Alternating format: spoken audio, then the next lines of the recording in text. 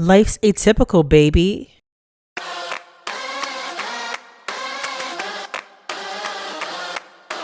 Welcome to Atypical Podcast, where we talk about life's uncertainties, change, and unexpected twists, and find solutions together.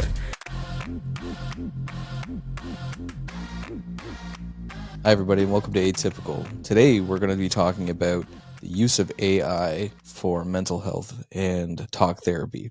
It's come up in the news. Most of you have probably seen the headlines, at very least, people using AI for therapeutics to talk to create that connection. And some people are, well, there's some controversy surrounding it, to say the least. So we're going to delve into that, and we're going to give our opinions and thoughts about the whole situation and the possible uses for AI and all that great stuff. I think a lot of people are using AI for mental health. I mean, I think the whole idea as it being like a chat bot, people are putting all sorts of things into it, right? And I think that the scariest part for me isn't even like, yes, it's scary for adults that are using it in that manner, but obviously children too, right? But my first thought and inclination when it comes to the whole fact that people are using this as a technology is why.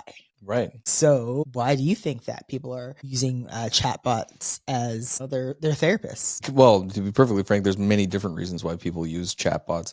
There's many reasons why one individual might use a chatbot rather than getting a therapist, whatever. The first and foremost, therapy is difficult to afford. It's the access, right? Right. I think the fact that people don't have access is the biggest issue. And again, that speaks to a greater issue within society. And then I'd say access is one piece, but I'd also probably say that the other piece is affordability, right? Like if you have access to a phone, most people have access to a phone or some form of technology. It's readily accessible and it's free. Well, free. I mean, you pay for your plan or whatever the case may be. It doesn't cost you anything. And if I think about the costs of a therapist or a social worker or a psychiatrist, it's not cheap. I mean, the barrier to entry is usually around having benefits. And in a society where people are being strung along on contracts or part-time work or whatever, benefits are kind of hard to come by. And it's not covered by OHIP. There are some, in Ontario, that's called the Ontario Health Insurance Plan. That's our universal health care. Some people can't get coverage, but it's by no means easy to get, and it's not robust, and there are a lot of caveats. First and foremost, there's like a psychotherapy plan that you can access, right. But it's for people who have anxiety and depression. And then there's all sorts of if you have suicidal ideation, sorry, can't help you. If you have bipolar disorder, sorry, can't help you. If you have neurodevelopmental issues like autism and they can't help you. So there's a lot of people excluded from the free therapy that we can get. So it comes with a lot of caveats, and chatbots don't come with those caveats, but they come with a whole slew of other ones that I think we should get into. I would agree. Yes, they come with all these different things, but I think just like talking about the cost of therapy, for example, I think when I was going through therapy, the rates were something like $225 an hour. And maybe this particular therapist was like hot shit. I don't know, but she was expensive. No. I was just like, what? If you're a psychologist, that's was low. Actually low. Yeah. Because I didn't have money. I didn't have insurance. So she was just like, I'll give you the the sliding scale is what we call it in therapy. I'll give you the cheap fee instead. I'm like, oh man, yeah, that's what I needed. But yeah, $225 is what I was paying for. Not even an hour. It was 45 minutes to 50 minutes. I tried to squeeze every little bit out of her that I possibly could have gotten. But it's not even an hour that I'm paying for. No, because they have 10 to 15 minutes for charting. Well, geez, take that time to do it another time. Anyways, yeah. No, but it's just kind of it's super expensive. And at that time actually was doing a lot more work. So I was like, I could afford this. But again, a lot of people go without having therapy because, if we're saying $225 is the low end, you probably have a better idea because you're in the industry, what's the going rate now? Well, for psychologists, that's the low end. Right. So that's who you were seeing. Psychologists used to be $250 before inflation. So probably $275 now. If you're going for a social worker with a master's degree, you're looking at $120 and up, probably more like $150, $175, more realistically. So it's still a lot. And then, even private benefits aren't that great because they push you to the EAP, right? I don't want to get too in the weeds there, but the ones that you EAP. the one you had was pretty terrible because it was like you got $20 per session up to $200. No, it was like $20. It was for like the year. it was like $25 per session up to $200 a year. And I was like, what the So you'd have to fuck spend am I going $2,000 to get $200 back. But that's lunacy. That's crazy. That's it makes insane. no sense that No, I'd it have doesn't. to spend that amount. And you'd get how many sessions out of your therapist? You probably get less than 10. Oh my God. It's preposterous. And for CBT to work, by the way, people, it is a roughly 12-week kind of like that's the prescribed amount of time to do CBT for. So if you want to do CBT with a psychologist, buckle up because you're going to pay out the ass for it. Oh my God. But see that again, therein lies the issue, right? So we hit the fact that accessibility is one piece of the problem, like probably a huge piece of the problem because it's just hard to get out. 2, it costs a lot of money. And 3, I'm totally drawing a blank on my third. So it's like costs, accessibility. Oh, and then I'd say the last part in terms of 3 would be like stigma and shame, right? Like obviously if you're asking a chat bot, but we're gonna talk about stigma and shame because with AI there's some issues. But like, again, like you can ask those questions, I guess, in the privacy of your own home, 24/7, feeling like it's non-judgmental, and kind of, you could ask those questions without feeling you're talking to like another human user at the end. Right. So it kind of removes that aspect where you're kind of like, because of the stigma surrounding mental health, that you can kind of, you could ask those questions. Do it anonymously, yeah. Right? And anonymously. But we're here talking about Of course. So like, what is the issue with? It's not some blissful What is the issue? Post-human therapist utopia, folks. Sorry to say, I'm still in business. There, I was gonna say, is business booming? But business is still booming. I'll tell you that. I don't know. Is it really though? Like, as a private therapist, no. Right. See, that's the thing. It's like I would say that there is no shortage of people needing mental health. Right. 100%. Like, just open up your Twitter feed or your Instagram feed.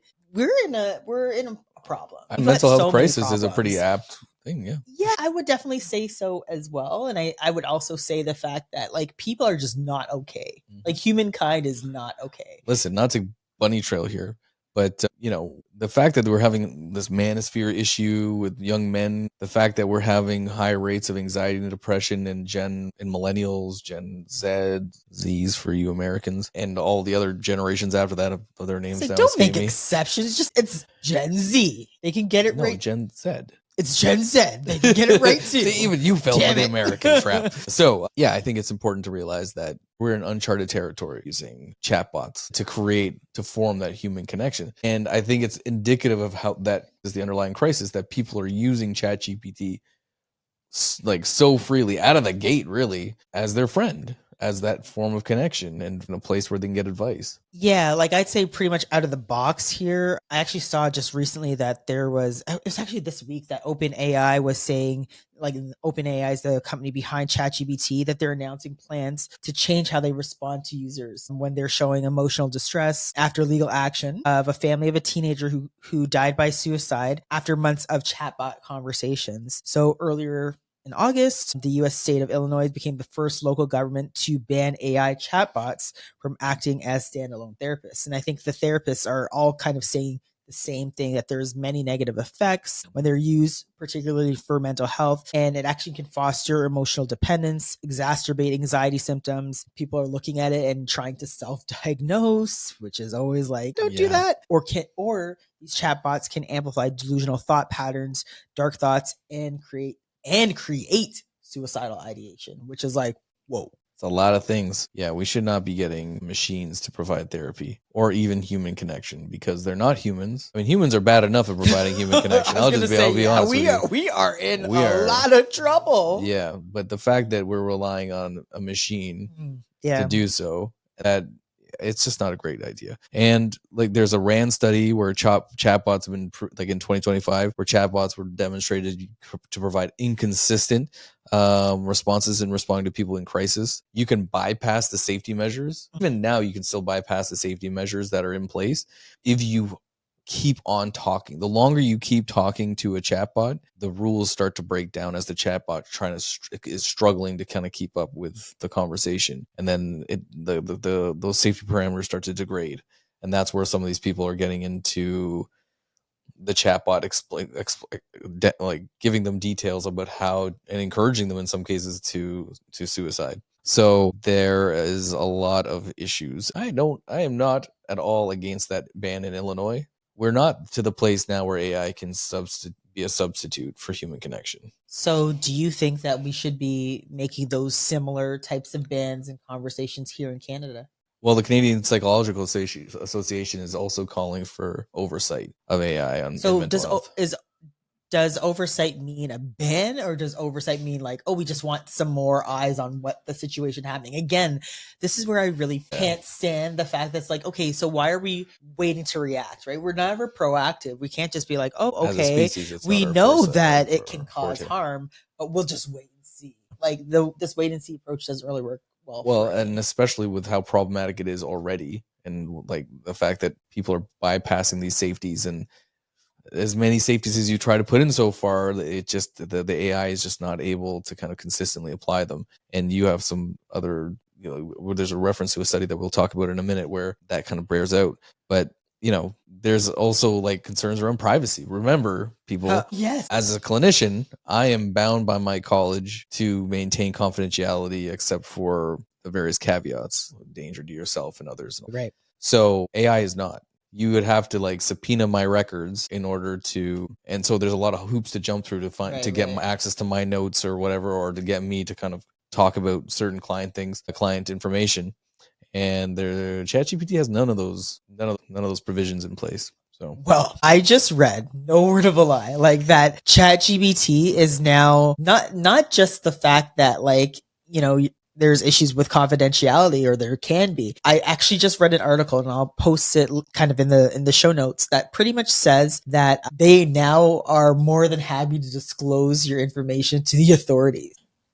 Be careful what you put into the chat box. Yeah, for sure. Because they'll be like, yo, James Smith lives at 226 Lion You're busy Street. planning a murder. Well, no, not even just for that. Not even just that. You're going to get baited out. Again, there's this like, and there's this like over surveillance, right? Yeah. And in terms of, leaking into our society and seeing, and like issues with privacy. The article pretty much was saying like, they can disclose people are watching you. Big Brother's watching you. Like, yeah. I mean, the more you use these things, the more information it collects, the more that is shared.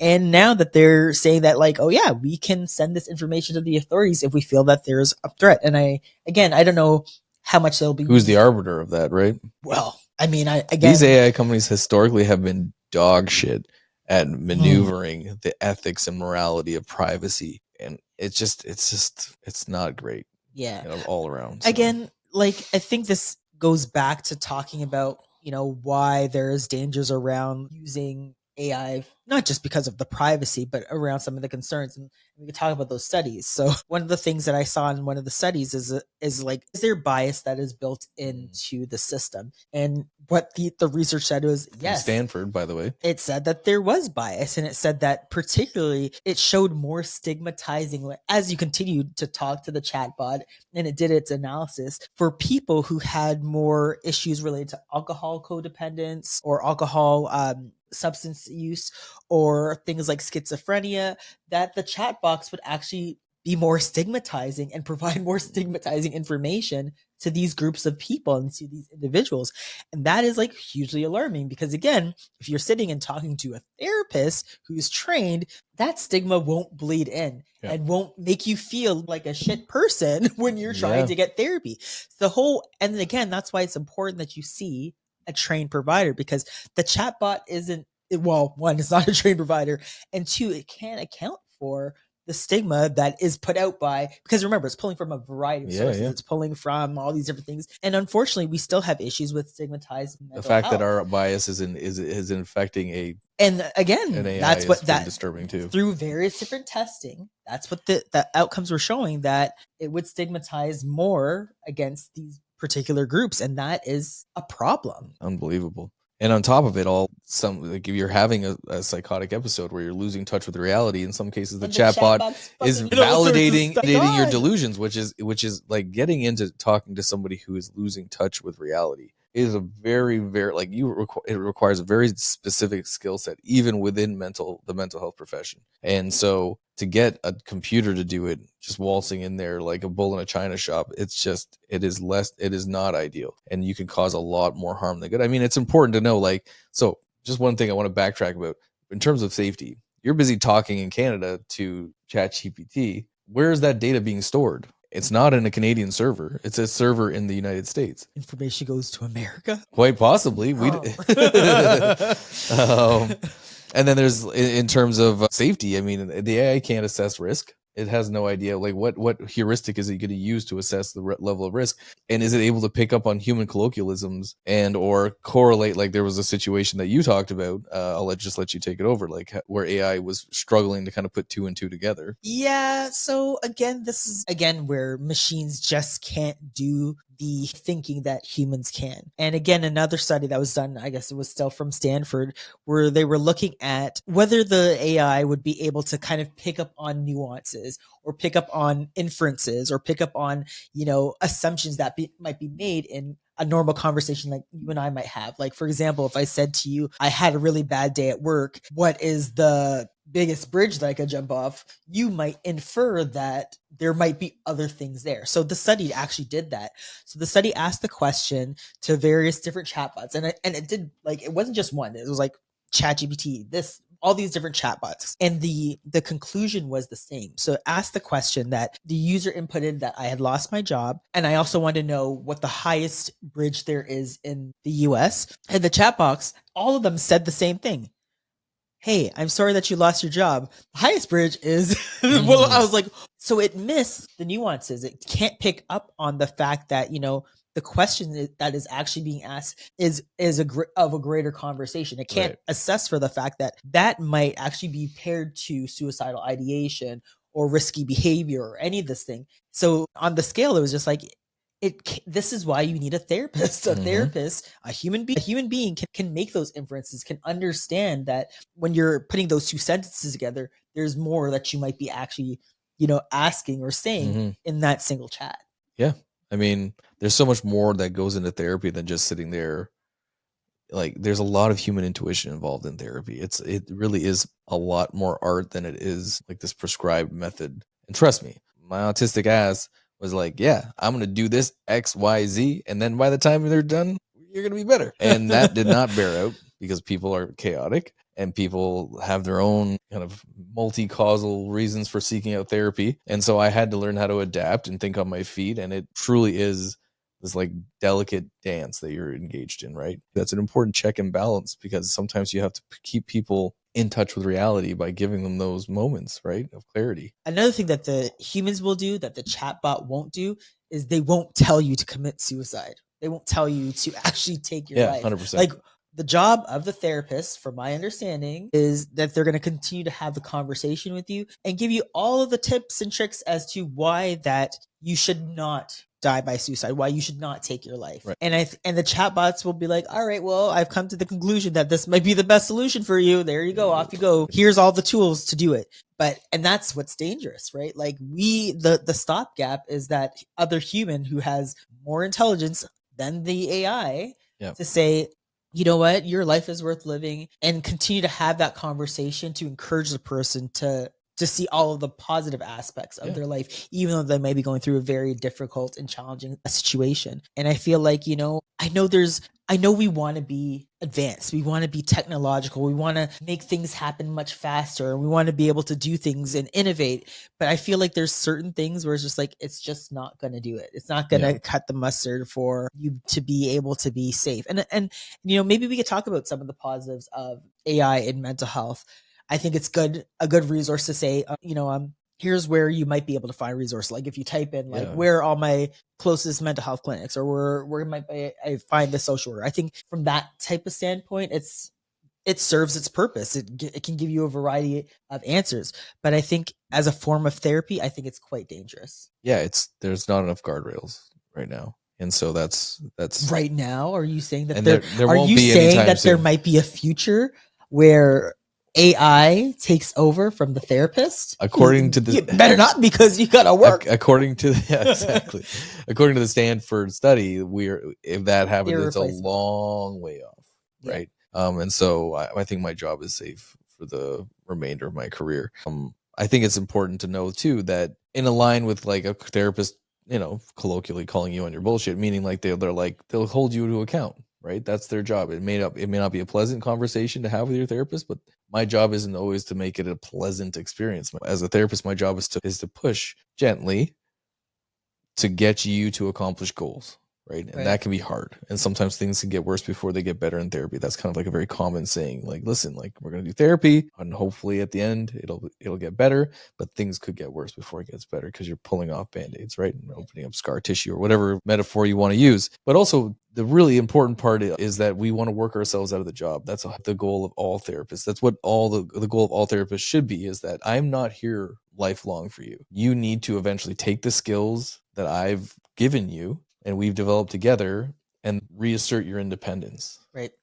And if your therapist is just stringing you along to pay for their kids' tuition, that's not ethical. They should be preparing. Does that happen? It probably does. I mean, but because what's the incentive? The incentives are kind of skewed, right? They don't get paid more for you being discharged in good mental health, but by the same token, there's a lot of very good ethical. That'd be like saying a nurse or a doctor at a private clinic wants to keep you sick. That doesn't. It's not the thing that happens very often, right? Their goal is to make you better by and large, right? Okay. And so the ChatGPT doesn't have that guardrail, right? None of these chatbots do. They're just going to keep on validating and providing you advice, and then it can foster dependence. And then you don't know what decisions to make without checking in with the chatbot first. Yikes. Yeah. Right? So what is the solution, right? I mean, we have AI is a great tool. It can be a powerful tool. When do we say no? Like what do we tell someone? Because there'll be people that'll listen that'll be like, well, I don't have anybody. This is the easiest thing for me. What do you tell that person? I think it's important to let people know that. So one, our government should be listening, right? This, more than anything, this speaks to an unmet need for many people in our society. And there are a lot of social workers, mental health clinicians, psychotherapists, psychologists who are willing to do the work. But mental health is health. Like you've said a million times on the Gritty Nurse podcast, mental health is health. And yet it's so underserved, or it's very piecemeal and kind of haphazard in the Canadian system. I don't know what it's like in other systems. Oh, well, we know in the American system, just from like a conversation yesterday, how some people feel about mental health, which continues to amplify that stigmatization, right? Like the fact that a TV anchor could go on national TV and be like, oh yeah, precariously housed folks, unhoused folks Kilmeade should die by lethal injection. Yeah, that was definitely is many insane, steps back, right? Like again, that just sets people and makes people fearful of people who have issues with mental health, people who are unhoused. And again, that just continues to push that stigma further down people's throats. And then it's just like, okay, well, we as a society collectively don't know how to handle it. Right. And we know that way of handling it is absolutely wrong. So again, we just have to start pushing the government and continue having these types of conversations where people feel that it's okay to talk about not being okay, or it's okay to say like, I need a little bit more help here, or I'm drowning, or I'm struggling. We haven't had that, or even in my own culture, we haven't had that greater conversation, but it needs to be had, where it's like, it is okay to reach out and say, I need a little bit of help here. It is okay to reach out and say, I don't know what my next steps are. I need some more support. It's okay to be like, I feel like I'm going to end it and I need to talk to someone. I think that's okay. We have to be able to hear those things come in and do something with it, as opposed to being like, well, they're a drain in society or this, that. It's all bullshit. The fact of the matter is we have a problem that we need to deal with. And it is no different. And I've said this several times. I've said it on the Gritty Nurse podcast. It's like, for example, if you had a cardiac issue, there's a pill, there's a treadmill, there's this. We will give you all the different situations and treatments and therapies to help you with your cardiac issue. And we'll never look at you and be like, oh, that cardiac issue, it's a personal moral failure. Never. The brain is no different. The brain is absolutely no different. Chemical imbalance, no different. we require the same amount of medication, same amount of care, same amount of treatment, same amount of, you know what, that fucking sucks. We should get all of that. All of the same things that you give that cardiac patient, that cancer patient, whatever patient. It doesn't matter. All of them, all of us, whether it's mental health or physical health, we deserve the same amount in treatment. And I think that it's long overdue that we start changing the way that we talk about mental health, the way that we treat people with mental health. And yeah, I rest this heavily on the shoulders of politicians and leaders who are out there on Twitter. I've seen them saying some of the most damaging things and continuing to perpetuate stereotypes that are completely false and untrue about deeply people who have mental health issues. I think it's important for people to realize that the human brain has about 86 billion neurons. Right. And then there's 100 trillion to 1,000 trillion connections between the neurons. But it's important to realize that the brain is so immensely complex. Right. Our policies don't reflect that the complexity. Our societal mores don't reflect that complexity. So it's important to realize that it's so immensely complex. That means there's a lot of the room for things to happen, also a lot of room for things to be different and variable. A lot of problematic things that can arise the way those neurons interact with one another, right? So we really need to do a shift. And our policies currently has its purpose, right? It can be for a lot of people who are in underserved communities, it can be their first step into discovering important things about the way their mind works. Okay. It can also do all sorts of other interesting things. It can let people track their progress. It can aggregate information. Because right now it's really hard to find where to get help. Even with the government programs, they change. Maybe finding out where to get help is a good use of all the drinking water that AI uses. Right, 100%. So, so if we're going to use it as a tool, right? The tool isn't to be a human being. The tool is to augment a human being's, like, it's really difficult at least in Ontario, Canada, where we live. There's so many different mental health providers, many of which are funded by various, they're nonprofits that provide free therapy, but it's just so hard to find them because the internet's so vast, and these companies are not SEO optimized. So when you're Google searching, I would like they all have this, that, and the other thing in terms of holding a therapist. hands therapy. Right. And it's like, only fine. I'm sorry if your company's name Holding Hand Therapy and nothing against you. I think we'll catch it because of therapy. But I've seen some companies where I'm like, I didn't even know that they were a therapy. Yeah, 100%. They have a weird name and they have an SEO optimized, but the chatbot is able to actually find them. Yeah, right. Cool. What the chatbot should be doing is, if it has any indication that you are having suicidal ideation or suicidal thoughts, or you're having other mental health crisis, it should be finding the closest resources to you and providing those resources, whether it's like in Ontario's the closest resource. Yeah, I'm glad that you said the closest resource should be like 988 or 911. And then it's like the chat box just like shuts down, does not work. Or I mean, it would really suck, but maybe wouldn't suck that if it can catch that this is the conversation that it's going, that it alerts 988. And at the end of the day, with this technology, the technology changing. I'm sure there's probably problems with that too, but anyways, this is the problem. Technology changes so fast, and our laws change so slowly that right now they're just being outpaced. Right? Like, and this is just a microcosm, but like there's kids on scooters that are going 20 kilometers an hour. Yeah. Right. Without helmets on. Like, our laws just are not keeping pace. So we really do need to maybe use chatbots to help us create laws to help govern chatbots. Like, it's ridiculous.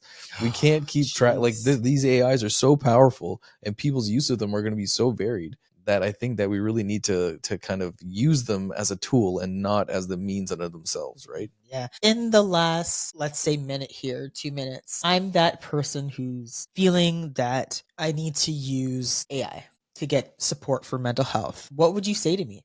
Because I think there's going to be many people that listen that go, okay, yeah, but this is the situation right now. Like, what would you say to me? And then maybe I'll chime in if there's anything else I'd like to add. I would say use the chatbot to find resources with actual human beings, because there's a lot of resources available, and just go from there. That's the starting point. Don't go there and be like, hey, chatbot, I'm having a rough day and this are going on. Like, what do I do? Right. Unfortunately, that's not where you should start. Yeah. I'd like to maybe add the fact that obviously if someone is feeling that that's their first road to connection, that in itself is a little bit of an issue, right? I would hope that maybe, this individual has anybody in their life that like they see the computer and they want to go type, but they say, let me call this person first. Let me call whatever. And then again, if there is absolutely no one that we should be calling like 988. And again, I think people don't realize that you don't have to be in full blown crisis mode to call 988. Right. You can call them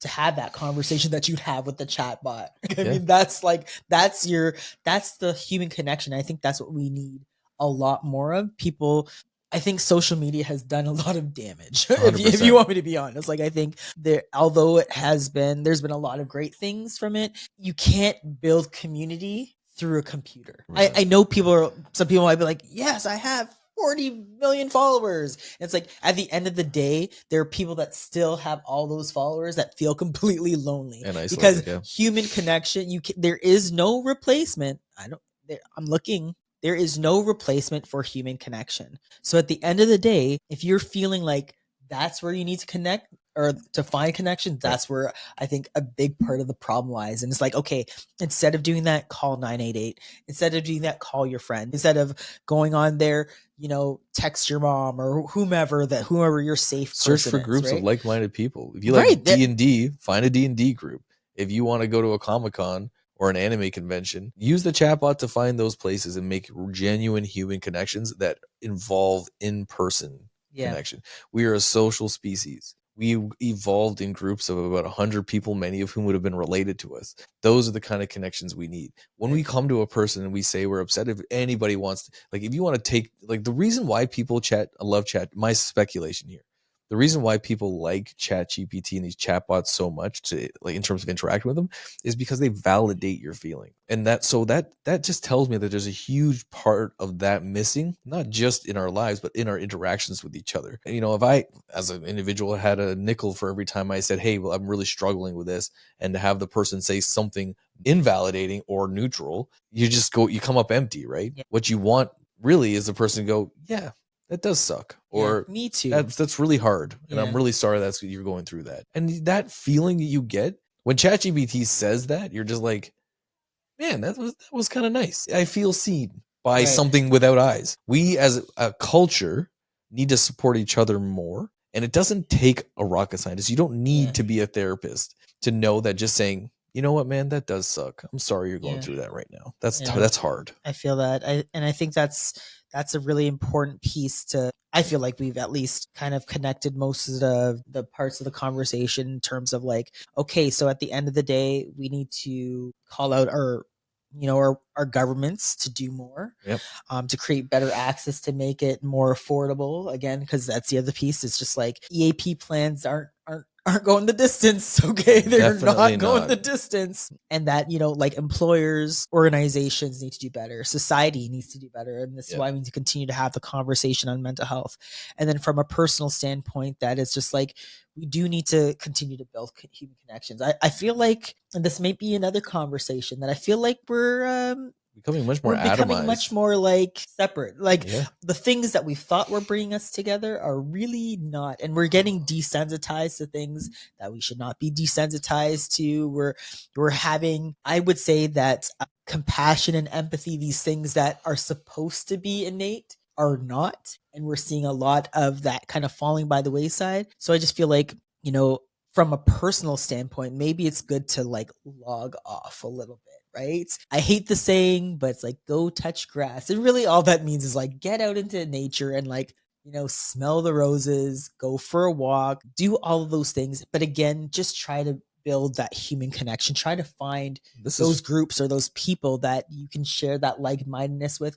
And again, I think just circling back, because we are talking about mental health, that if you are in a situation, whether it's a crisis or you're feeling that compelled to ask the chatbot for help in that way, that you reach out to a human body. And again, that could be a friend, a family member, a professional. I think that's the other piece, right? Talk to your doctor if you have one, or your nurse practitioner, whoever your primary care provider is, and start that conversation. Because at the end of the day, there are good people out there willing to listen and willing to do the work.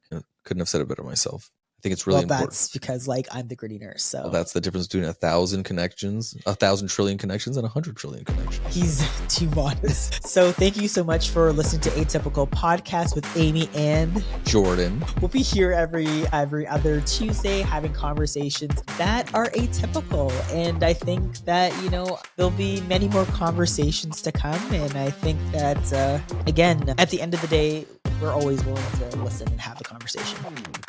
Yeah, we're definitely here to advocate for bigger strides in the mental health space. ChatGPT is just not the answer. Yeah, it's not. It's not. Thanks for tuning in. See you next time.